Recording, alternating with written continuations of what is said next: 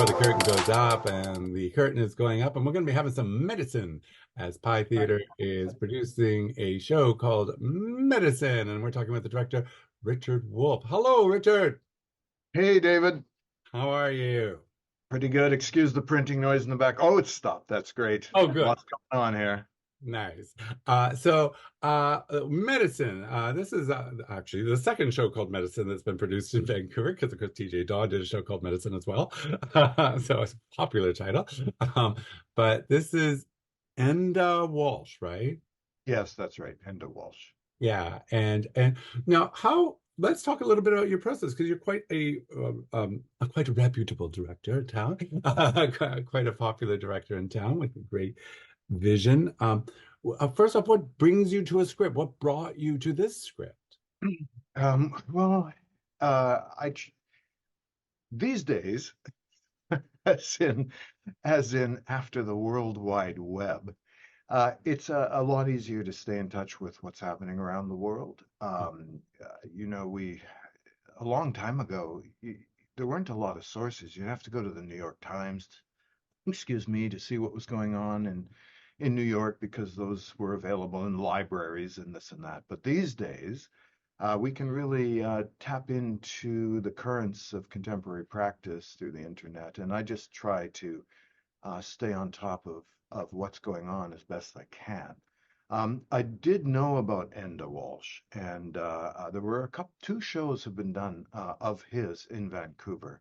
Pi actually a long time ago did the Canadian premiere of Disco Pigs, which Oh, yes. yeah, he that was his really what you could call his breakthrough show. And not too long ago, Stephen Drover, when he was with Rumble Theatre, did Penelope. Um, and Enda is a very, very theatrical writer, and he says he's been writing the same play for 25 years, and it's kind of about what happens to people trying to tell their own narrative through a sort of a presentational form Right. in a highly theatrical way. And he says that it's about people, that his plays are about people who can't really survive in the world very well because of the world's brutality and what it's done to them. Oh, nicely In this play, cynical. yeah, yeah.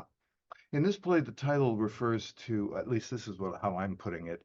The medicine is a kind of, in life, very often the poison in life is derived from other people, Mm. what they do, how they treat us.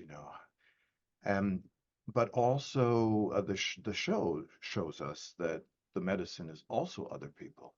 It's the contact that we can have with others, the genuine, authentic, empathic contact with others that can keep us buoyant and optimistic and engaged. And in this play, which is highly theatrical, and Enda Walsh says that the Irish playwrights, generally speaking, aren't concerned with sociological issues. They're more in tune with poetry and surrealism or Okay. dreamscapes, etc. I mean, I suppose there are exceptions to everything, but that's his general perception. So his shows are highly theatrical, and I felt that there's there have been some. I mean, we can talk about realism being a theatrical form, Right. but We spend so much time being surreal that when you do something real, it looks fake. that's right. But I thought it would be refreshing, for Vancouver to see this piece because it is highly theatrical and quite unlike anything else. He's a bit of an auteur himself, Enda Walsh, and this is the Canadian premiere of the piece. So you got medicine. You go. This is a surreal show or a highly theatrical show.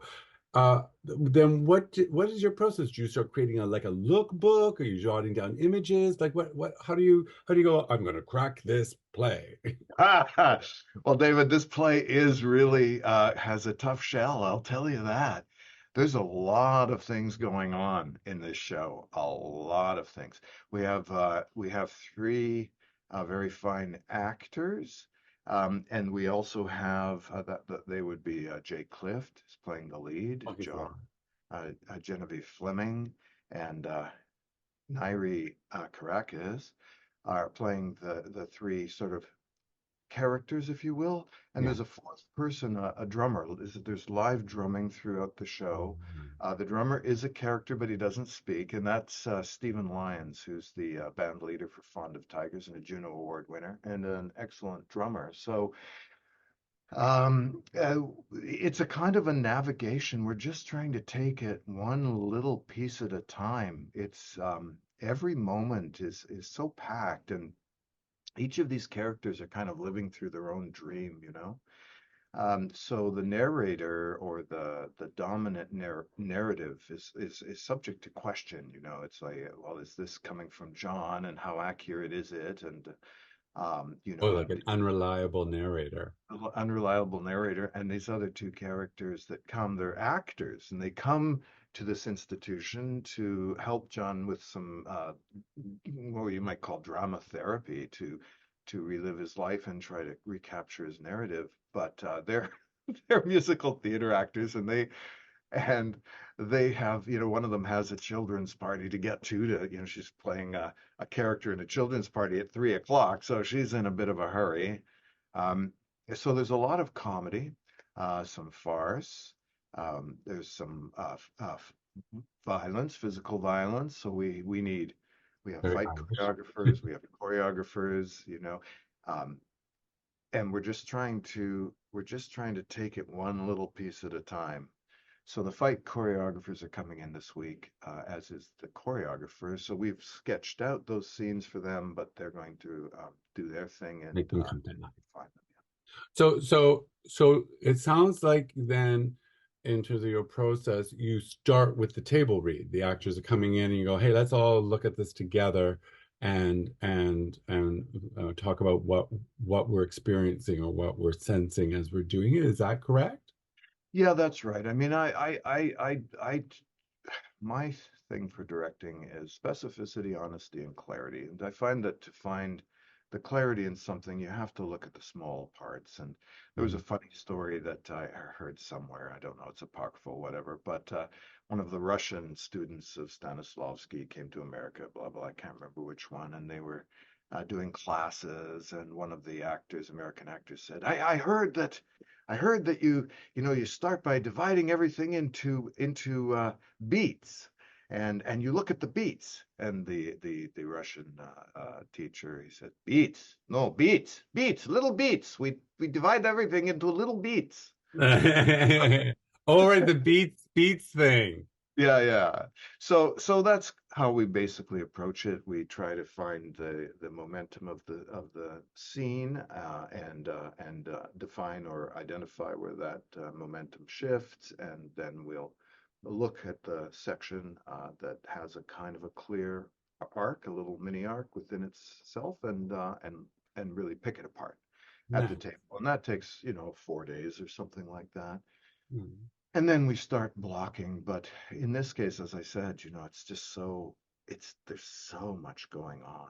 Yeah. Dances, fights, music, microphones coming off and on, costume changes. It's jam-packed. Wow, wow.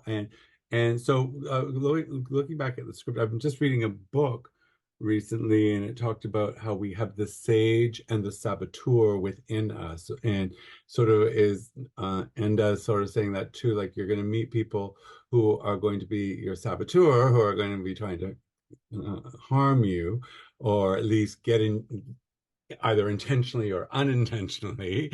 But they could also be the sage. They could also give you something. Am I That's interpreting that yeah, right? that's interesting. Yes, absolutely. Absolutely. I don't want to give too much away, but Okay. that's it.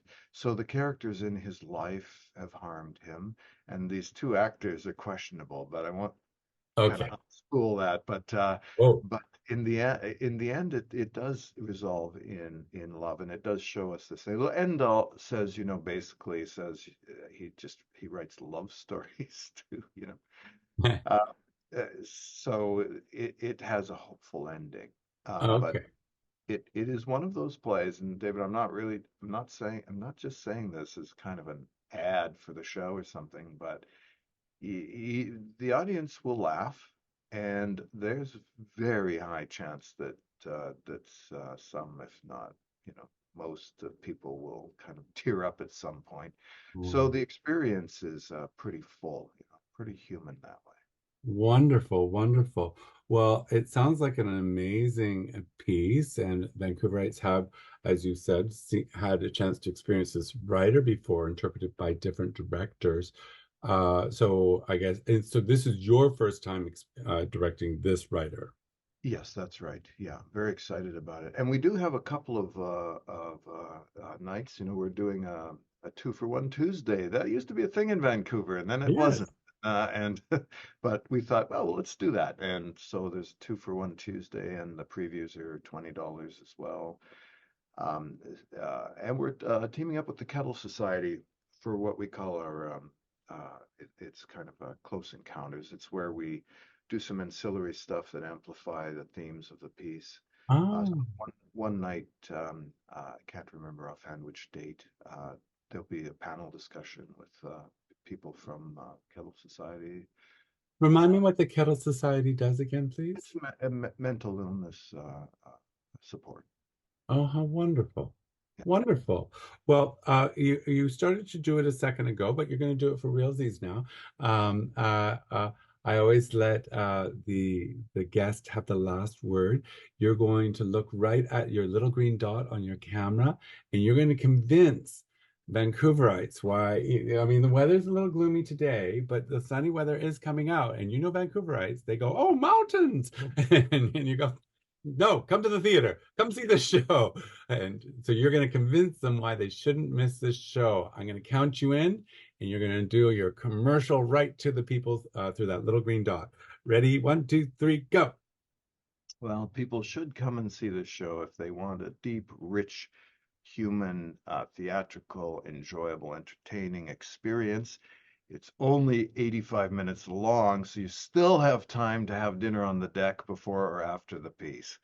But when we're looking for experiential quality rather than just consumption of stuff, I would say the theater is a pretty good place to go, and this play will deliver. Fantastic. I love the way you vocal fried it just at the end of this will deliver. Nice. Well, thank you, Richard. I know you're in rehearsals right now, so thank you for taking time out of from your very dense play, taking time out of your rehearsal schedule to talk with us at Vancouver Presents. Thank you very much. Thank you, David. Bye.